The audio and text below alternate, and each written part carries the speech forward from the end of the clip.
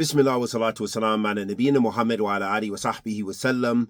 Amma ba'd. Ahabati fillah, welcome back to our study of the purification of TAWHEED by Imam San'ani, rahmatullahi alayhi, rahmatan wasi'ah. And in the course of this lesson, we will talk about vowing and some of the rulings regarding making vows in Islam. Because Imam San'ani, he dispels the legitimacy or what seems to be a legitimate practice to the mushrikeen and the pagans and those who had reverted to those practices. He dispels that. So it's very important that we know and have an understanding of vows. So Imam Salih bin Fawzan, hafidhullah ta'ala, he says, linguistically, to take a vow in Arabic means to obligate oneself solemnly to do something. However, according to Islamic jurisprudence, meaning shari'i, a vow is a voluntary obligation taken by a competent, legally accountable person upon himself to do something seeking the pleasure of Allah. Exalted is He. A vow is considered an act of worship that should never be meant to seek the pleasure of anyone other than Allah. Exalted be He. It must not be dedicated to a dead person in his grave, an angel, a prophet, or a righteous servant of Allah, as one by doing so is associating partners with Allah, committing shirk, which is considered an act of major polytheism that renders a person non-Muslim, as it is regarded as a kind of worship to someone other than Allah. So vows, it's a type of ibadah. Accordingly, those who take vows seeking the pleasure of the dead, righteous people at their graves nowadays commit major polytheism. May Allah protect us all against these wicked sins. And then Imam Fawzan, he says that the vows, they have the same type of expiation as you would for taking an oath.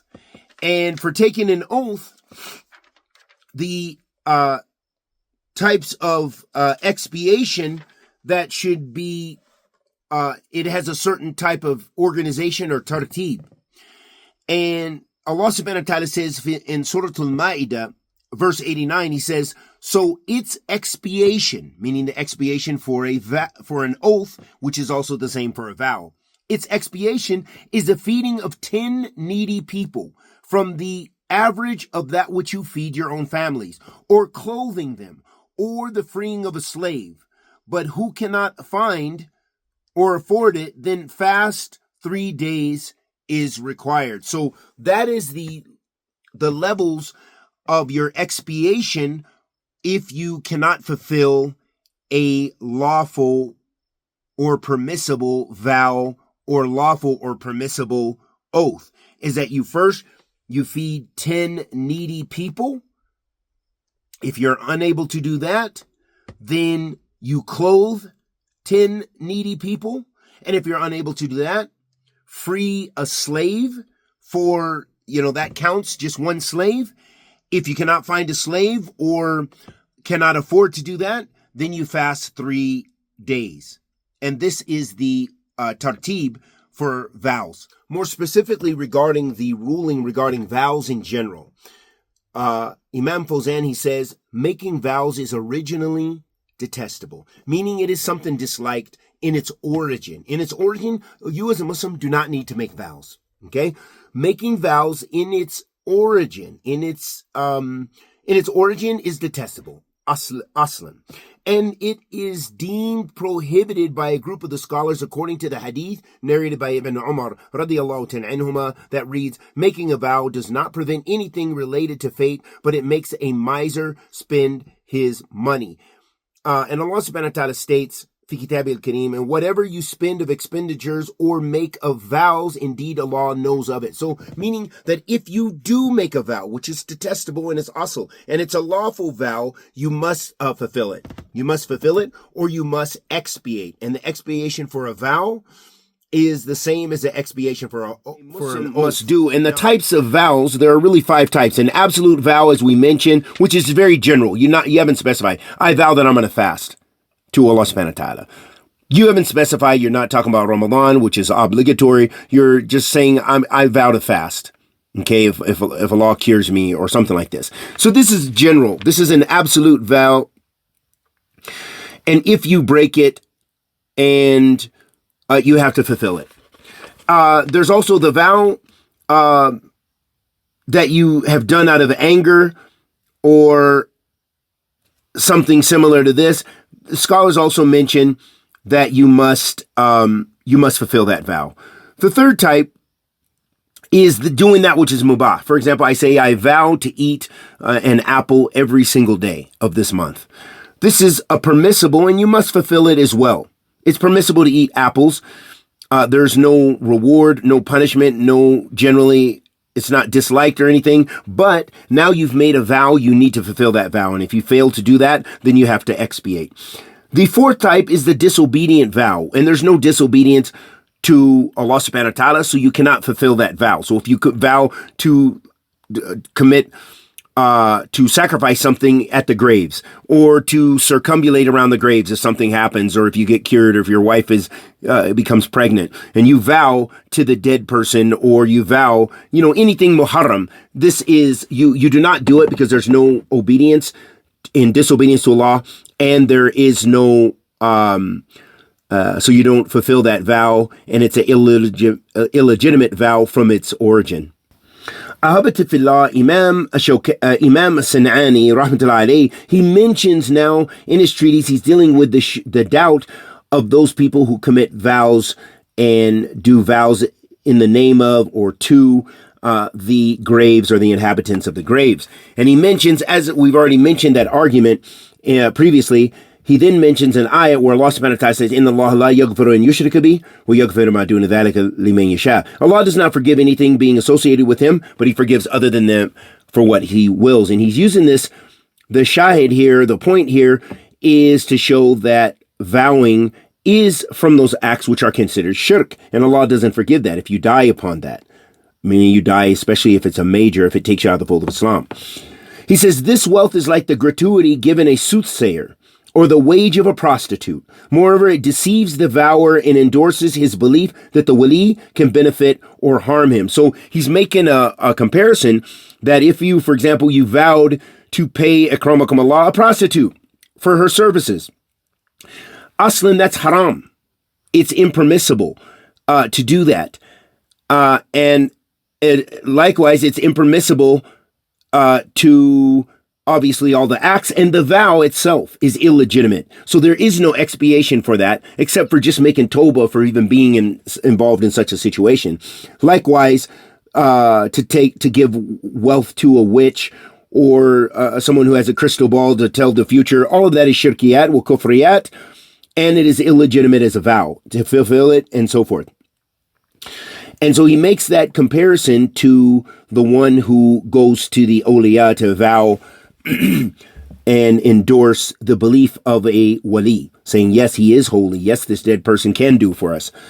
He says, what endorsement of evil is there that is worse than receiving this vow for a dead person? What deception is worse? What acceptance of the greatest evil lies beyond this? What more astonishing example of making evil seem fair can be found after this? Vows made to idols and statues are also in this, similar to this.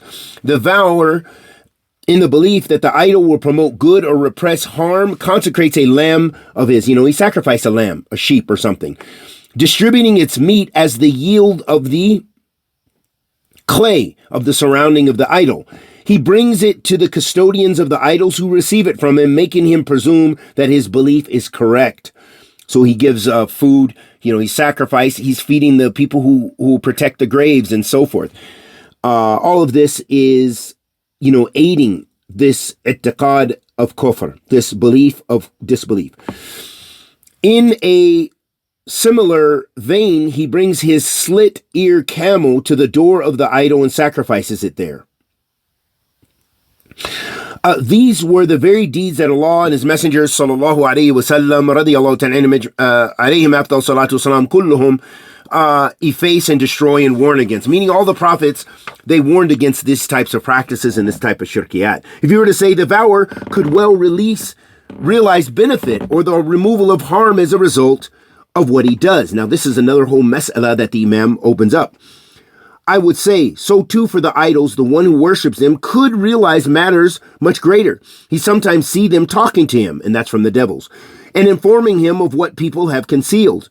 That's also from the devils and the jinn. So if what you say is proof for the correctness of grave worship and the belief held in them, then let it also be proof for the correctness of idol worship. Such arguments destroy Islam and solidify the foundations of idol worship. So it shows us these things all contradict Islam. It's an argument which is based on fallacy and falsehood and batil. That just because, for example, if you go to the grave and you sacrifice a sheep and you say, this is for so-and-so of the grave, Sheikh so-and-so, and I sacrifice in your name, boom, and you sacrifice the sheep there. And you were sacrificing because your wife had been barren. For 2 years, you've been trying to have a baby. 10 years, you've been trying to have a baby. And then she actually gets pregnant and has the baby in 9 months or, what have you. Some of the people, because Allah decreed, so the believer understands this to believe that Allah had decreed for her to give that baby. It had nothing to do with the wali. It had nothing to do with him sacrificing. That was just a matter of coincidence, as a test. So it shows us, but some of the people have taken this as signs that Allah subhanahu wa ta'ala is pleased with this, or that what they're doing is right, and that the wali is able to do this. All of this, it undermines Islamic Aqidah. He says, in reality, Iblis and his forces devote themselves assiduously to misguiding the servants. Allah has allowed Iblis to enter bodies, to whisper in hearts, and to devour their very core. Likewise, he enters idols and implants words in the ears of the various people.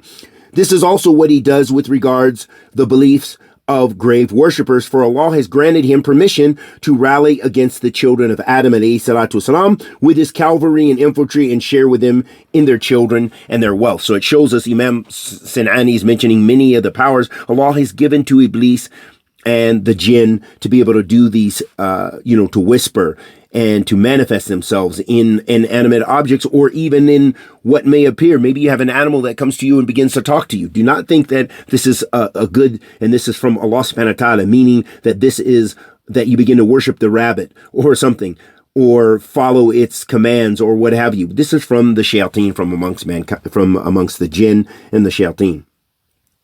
Numerous ahadith mention that the devils steal a hearing of the command initiated by law, and then they pass this on to the soothsayers, who then add this to this 100 lies. The devils amongst jinn and man make their way to the custodians of the graves and others, saying to them, this wali did this and that, encouraging people to them and warning people against them. You will see the masses of people, kings and leaders, advancing this belief, appointing workers to receive these benefits. All of this is evil, and this is shirkiyat wa kufriyat, and to fulfill these vows. They could even appoint people who regarded highly scholars, judges, muftis, and Sufi sheikhs to such positions. In such a way, the plot of Iblis finds fruition, and his eye is soothed at the sight of his deception. If you were to say, but this affair has spread far and wide. It is found in all lands, the high and low of them. You will not find a Muslim land except that it contains graves, shrines, and living people in whom people hold these beliefs, whom they exalt, to whom they consecrate vows, to whom they cry out, in whose name they make oaths, around which they circumambulate, lighting candles on them, scattering roses and scents on them, lying garments on them, performing every action of worship they are able to them, and directing their exaltation, submission, khushu', their humility and need to them. Moreover, many of these masajid have graves in them, or a grave or a shrine close to them, which those who pray go to at the times of prayer, doing some or all of what we have mentioned. The mind of the intelligent does not think that what is being done is evil, reaching the depths that you have mentioned. And the scholars of Islam who hold a high status in all areas of the world are silent at this practice. So here Imam San'ani is mentioning that he found many scholars during his time who were silent about these practices. They knew better. But there's also scholars, and many scholars of Ahl Sunnah too. So some of the scholars have criticized Imam San'ani for this statement, saying there was many scholars at this time who were rebuking these practices, and from them would be Sheikh Muhammad ibn Wahhab around this time, and others. He says, I say, if you desire justice and fairness, you will leave the following of forefathers. You know what the truth is and where it lies, and what is proven by evidence, not in what is done by the masses, generation after generation, tribe after tribe. Then know that these matters that were repeatedly objected to, whose salient features we strive to destroy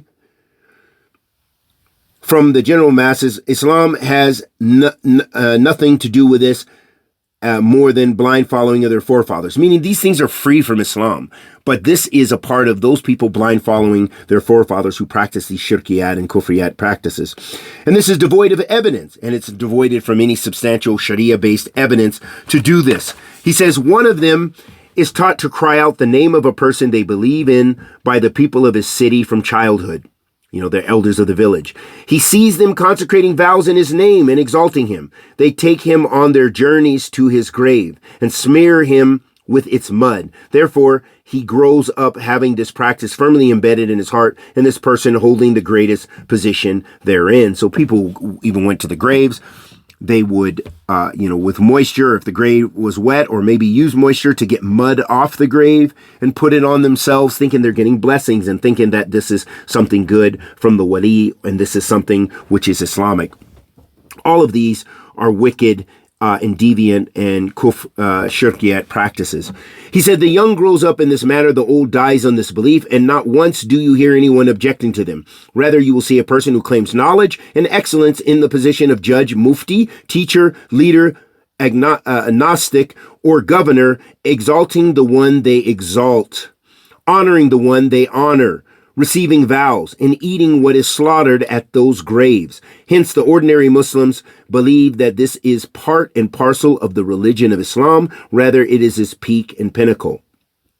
It is clear to anyone who has the ability to research and think, who has even an inkling of knowledge of the book, the Sunnah, and the narrations, that the silence of the scholar at the occurrence of an evil is not proof that evil is permissible. So this is a very strong argument Imam Sanani is mentioning with regards to these vows and these and that the scholars that had misled the people and who were themselves misled had begun to accept, had begun to write off and sign and begin to practice some of those practices themselves and to legitimize it. And so Imam Sanani is refuting this belief.